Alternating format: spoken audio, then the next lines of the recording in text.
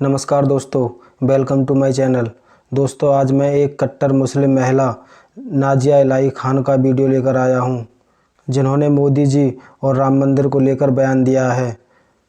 इस बयान को सुनकर मुल्ला मौलवी और ओवैसी जैसे लोग सदमे में ही चले जाएंगे। दोस्तों, आज हम जिस वीडियो पर रिएक्ट करने जा रहे हैं वो न्यूज़ व्यू का है। वीडियो का लिंक डिस्क्रिप्शन में मिल जाएगा, जाकर ज़रूर चेकआउट करें। ज़्यादा देर न करते हुए चलते हैं वीडियो पर।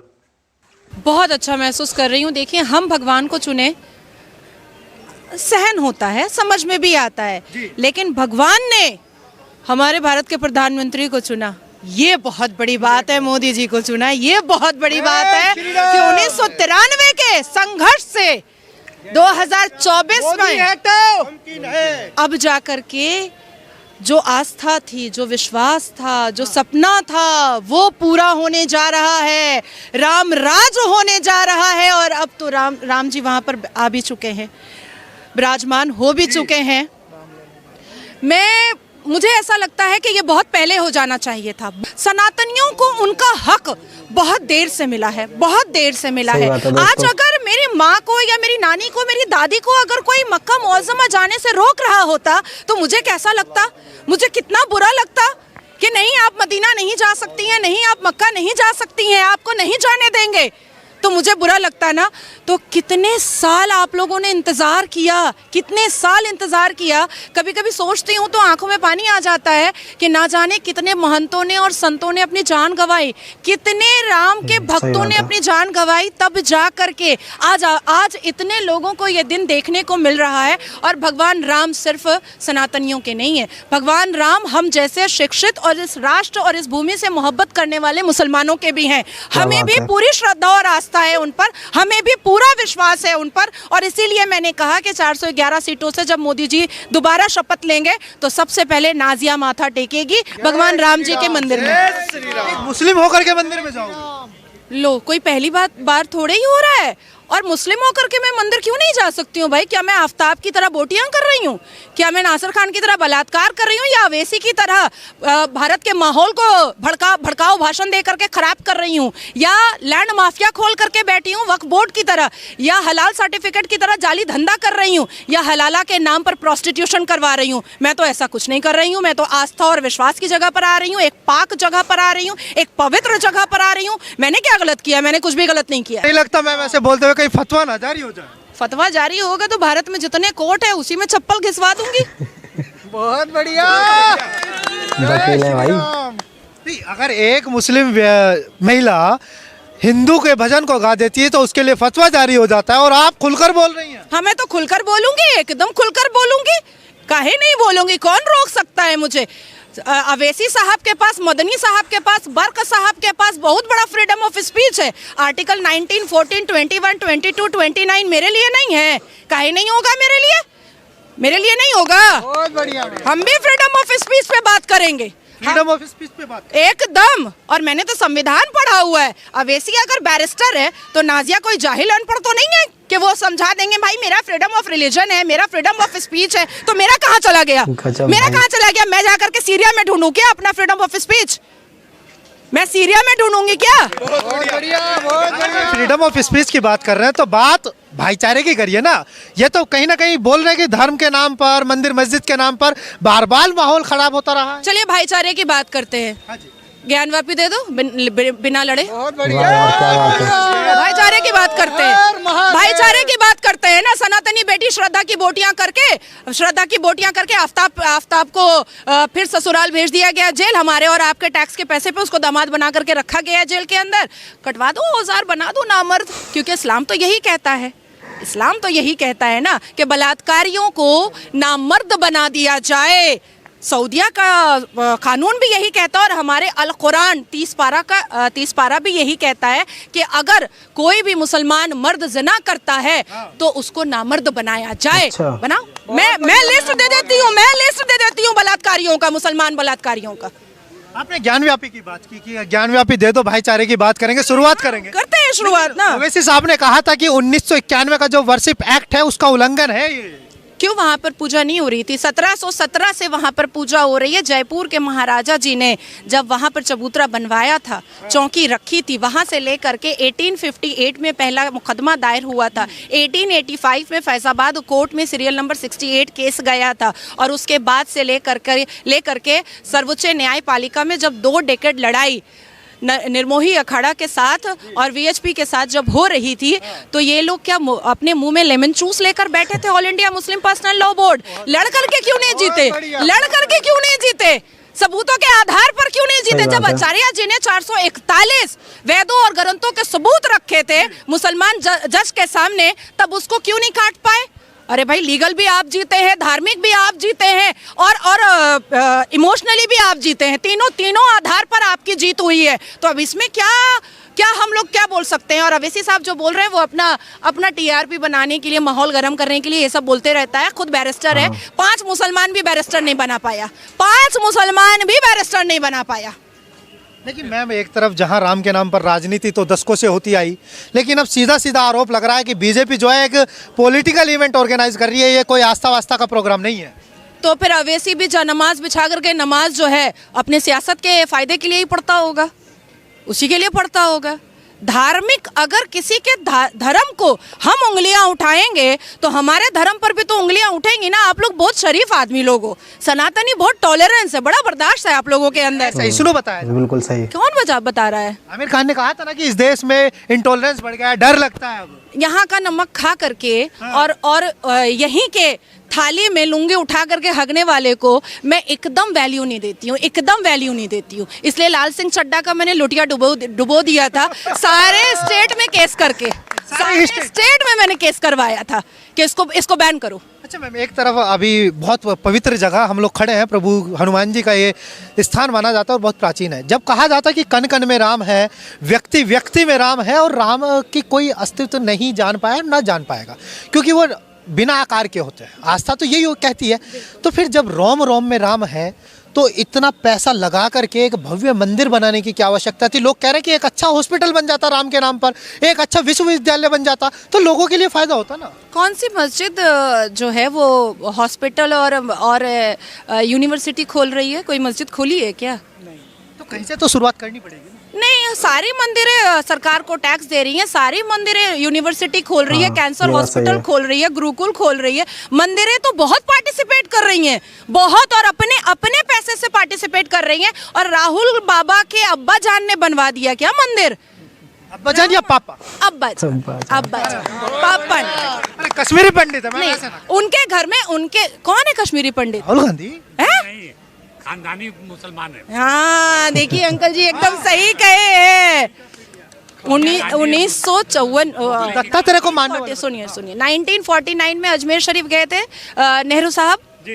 नेहरू मामू बनाए हैं हम लोग सबको, आप लोगों को कुछ ज्यादा ही बनाए हैं। चाचा वो है नहीं, वो मामू बनाए हैं आप लोग सबको। अजमेर शरीफ गए 1949 में और 1950 में एक मंदिर का उद्घाटन हुआ था, वहाँ नहीं गए थे। 1955 में जब सऊदी अरबिया के शहजादे आ रहे थे तो सारी मंदिरों पे पर्दा ढक दिया था और ला इलाहा का बोर्ड लगा दिया था। 1966 में इंदिरा गांधी ने साधु स्लॉटर करवाया था। अब आप बताइए, अजमल खसब पे 30 करोड़ रुपया खर्चा करवाया गया था मेहमान नवाजी पर। अब आप बताइए उनको मैं अब्बा जान ना बोलूं तो और क्या बोलूं? अगर मुसलमानों से भी इतनी मोहब्बत होती ना तो कभी भी शाबानो सायराबानो को कलपता, रोता, तड़पता नहीं छोड़ते, कभी नहीं छोड़ते। तो वो तो कह रहे हैं कि हम भाईचारे की बात करते हैं, देश की एकता की बात करते हैं, अखंडता की बात करते हैं, और जबकि दो भाई एक दूसरे की शक्ल नहीं देख पाते हैं। मेनका गांधी और सोनिया गांधी भी एक दूसरे की शक्ल नहीं देखती है। वरुण गांधी और राहुल गांधी भी एक दूसरे की शक्ल नहीं देखते हैं। और भाईचारा, कौन सा भाईचारा भाई? निकले तो है भारत जोड़ो न्याय यात्रा पर, लोगों को न्याय दिलाने। पश्चाताप यात्रा है, पश्चाताप यात्रा। क्योंकि जिनके पूर्वजों ने और बाप दादा ने, अब्बा जान ने सबसे ज्यादा अन्याय किया है, उसी की माफी के लिए यात्रा निकाल रहे हैं। और मैं और एक बात बता देती हूँ, 4000 किलोमीटर चले थे चवन्नी अठन्नी एक्ट्रेस को लेकर के, उसके बाद धीरज शाहू को लेकर के जो गड्डियों का साम्राज्य था, उसके बाद कन्हैया को लेकर के जो हिंदुस्तान तेरे टुकड़े होंगे इंशाल्लाह इंशाल्लाह का नारा लगाता था। क्या पाली है 3 राज? तेलंगाना मिला ना? वाह, और तीन राज में क्या हुआ? मुंह के बल गिरे हैं। ठीक है, अब उनको थोड़ा और यात्रा करने दीजिए। इस बार एकदम पत्ता साफ, कांग्रेस मुक्त भारत हो जाए कांग्रेस एकदम। और इसी प्राचीन हनुमान मंदिर को साक्षी मान करके मैं आपसे कहती हूँ कि पूरे अंगनाई में मैं दिया जलाऊंगी, पूरे अंगनाई में। चलिए, आप तो जला लेंगे, लेकिन जो और अन्य मुस्लिम भाई हैं, जो मुस्लिम समुदाय के लोग हैं, उन्हें क्या करना चाहिए? देखिए, मैं किसी का ठेका लेकर के नहीं बैठी हूँ। मेरी बहनें, जो मुसलमान बहनें हैं, आज देखिए मैं सुबह में न्यूज़ पे थी, मुजफ्फरनगर की बहनें जो हैं वो हाथ में मेहंदी लगवा रही हैं श्री राम भगवान जी का। अच्छा, ठीक है, श्री राम भगवान जी की मेहंदी लगवा रही हैं। और कुछ आए चुन्नू मुन्नू लुंगी छाप वाले जाहिले आजम ठरके आजम लोग आए थे, आकर के उनको धमकाएं कि अगर आप निकाह की हुई हैं तो आपका निकाह टूट गया, और अगर आप मुसलमान हैं तो आपका इस्लाम छूट गया। मैंने कहा कुरान के पन्ने में बता दो, सूरा नंबर बता दो, वर्सेस नंबर बता दो, अरबा निस्फ सलासा कहाँ पर लिखा हुआ है, कौन से पारा में, वो बता दो। कोई भी हदीस का नंबर बता दो कहाँ पर लिखा हुआ। नहीं बता पाया तो मैंने कहा पतली गली से निकल जा भैया, झूठ झाट मत फैला। जिस प्रकार से राम मंदिर बन रहा है, लोग पूछते हैं कि इसका देश के जीडीपी में क्या योगदान हो। ले भैया, ये 3.5 करोड़ टूरिस्ट इस बार 2021 और 22 का डेटा आपको नहीं पता। नेहरू से लेकर के, राजीव गांधी से लेकर के, सोनिया के आंचल से जो मौन व्रत की सरकार निकली थी, तब जीडीपी कितना था पता है? 3%। 3% था, और आज कितना है? 7.9% है। और कल का डेटा देखिए, हम लोग फिर डिफेंस में चौथे पोजीशन पर। एक आलू बम फोड़ने से पहले भी ना लोगों का दिल फटने लगता है कि नहीं अब नहीं फोड़ेंगे। तो उन लोगों को क्या जवाब देंगे या संदेश देना चाहेंगे कि जहां से कहीं ना कहीं ये बात उठ के आई थी जब हम एक बार ग्राउंड पे थे कि अभी तुम्हारी बीजेपी की सरकार है तो मंदिर बन गया, जब हमारी आएगी तो तख्ता पलट कर देंगे, और मंदिर भी वहां से हटा दिया। ये जो यहाँ पर आपको दिख रहे हैं ना, ये अब कांग्रेस का जमाना नहीं है। 82.7% लोगों को चीर करके अगर राम मंदिर औकात है 14% को तोड़ने की तो तोड़ के दिखाए, इसे दिखाए, खाली दिखाए। सबसे आगे नाजिया इलाही खान खड़ी रहेगी। हमारा कुरान कहता है लकुम दीनकुम वलिय दीन, आप अपने धर्म की इज्जत करो और दूसरों को उसके धर्म की इज्जत करने दो। और मैं अपने आप को और मुसलमान अपने आप को इस अथॉरिटी की पोजीशन में लेकर आना छोड़ दें। कितने % मुसलमान? अरे ये जिस तरह से बोलते हैं ना, में 6% मुसलमान जो सुन्नी मुसलमान है ना, वही पाकिस्तानी दिमाग है। बाकी और कोई पाकिस्तानी दिमाग नहीं है, बाकी सब लिबरल है, और मैं हाथ जोड़ करके बोलती हूँ सुन्नी मुसलमानों को, दे दो राहुल बाबा को वोट दे दो। तुम्हारे वोट की जरूरत नहीं है हम लोगों को। हमारे पास है पारसी मुसलमान है, हमारे पास यहूदी मुसलमान है, हमारे पास देवबंदी मुसलमान है, हमारे पास 71 फिरका मोदी जी को बहुत पसंद करता है। 72वां जो फिरका आता है सुन्नी समाज, वो उसके अंदर डिक्टेटरशिप बहुत ज्यादा है। लेकिन तानाशाही का आरोप मोदी पर लगता है। कोई एक बात बताइए, क्यों 33% वुमेन रिजर्वेशन बिल पास कराना तानाशाही होता है? 3 तलाक से मुसलमान बेटियों को रिस्पेक्ट दिलवाना, 3 तलाक बैन करके ये तानाशाही होती है क्या? देश की जीडीपी बढ़वाना ये तानाशाही होती है क्या? मालदीव्स को 3 फोटोग्राफ से उसकी औकात याद दिलाना ये तानाशाही होती है क्या? पीओके में 24 सीटें के बारे में बात करना पार्लियामेंट के अंदर ये तानाशाही होती है क्या? पाकिस्तान के आतंकवादियों के आंख में आंख मिला करके ये कहना कि तुम घुसो कब्रिस्तान यहीं खोद देंगे, ये तानाशाही होती है। चीन पर क्यों चुप हो जाते? चीन पर कौन चुप है? चीन पे तो पाकिस्तान चुप है, क्योंकि चीन पाकिस्तान का आका है। तो मैम, चीन भी तो अरुणाचल प्रदेश में घुस रहा है। राहुल गांधी आरोप लगाते कि विदेश मंत्रालय सही आंकड़े नहीं देता। देखिए, कहीं राहुल गांधी तो नहीं घुसा रहा अपने पॉकेट में रख करके, क्योंकि काफी प्रूफ मेरे पास है। प्रूफ है, वक्त आने पर निकालूंगी ना, एकदम। बहुत बहुत धन्यवाद, थैंक यू।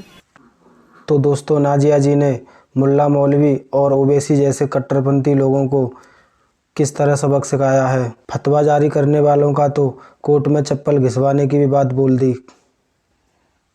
दोस्तों, नाजिया जी को आपने न्यूज़ चैनलों पर भी देखा होगा, वहाँ पर भी ये मौलानाओं की बोलती बंद कर देती हैं, जबकि ये खुद भी एक मुस्लिम हैं। दोस्तों, ये हमेशा रियलिटी बेस पर बात करती हैं और ख़ुद एक वकील भी हैं। राम मंदिर को लेकर उन्होंने बोला, राम सबके हैं, राम हमारे पूर्वज हैं और मैं राम मंदिर ज़रूर जाऊंगी। और दोस्तों नाजिया जी बहुत सारे मंदिरों में जा भी चुकी हैं और अभी भी मंदिर में खड़े होकर ही इंटरव्यू दे रही हैं। दोस्तों नाजिया जी सनातन धर्म को अच्छे से समझती हैं, इसीलिए उसकी अच्छाइयों को दुनिया को बताती रहती हैं। दोस्तों गर्व है हमें ऐसी मुस्लिम महिला पर जो सनातनियों के साथ हमेशा खड़ी रहती हैं और सनातनियों के हक की बात करती हैं। दोस्तों आपका हमारा वीडियो कैसा लगा कमेंट में ज़रूर बताएं। अगर चैनल पर नए हो तो चैनल को सब्सक्राइब कर लो यार। मिलते हैं नेक्स्ट वीडियो लेकर। Bye bye, take care.